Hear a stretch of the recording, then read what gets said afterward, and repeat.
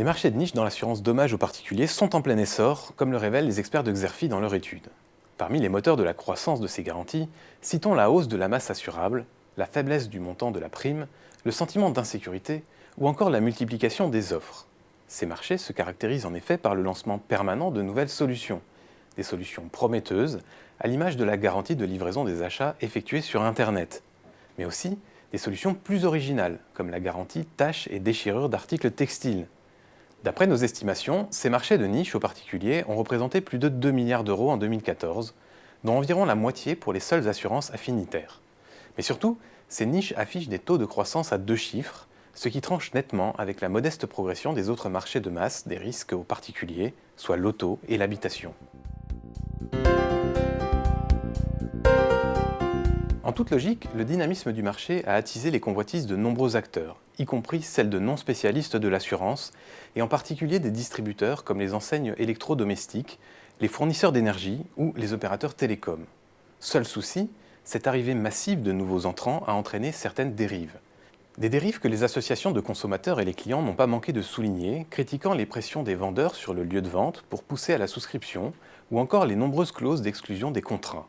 Sans oublier les difficultés à résilier les contrats. Conséquence, les réclamations se sont envolées, surtout celles concernant les assurances affinitaires. Pour couronner le tout, les assurances de niche, et en particulier les garanties affinitaires, se caractérisent par le poids important de la distribution sous marque blanche, ce qui rend problématique l'identification des interlocuteurs en cas de besoin d'informations supplémentaires ou en cas de sinistre. Face à une image bien écornée, la profession a commencé à se structurer. La FG2A a ainsi créé le label qualité assurance et services en octobre 2013.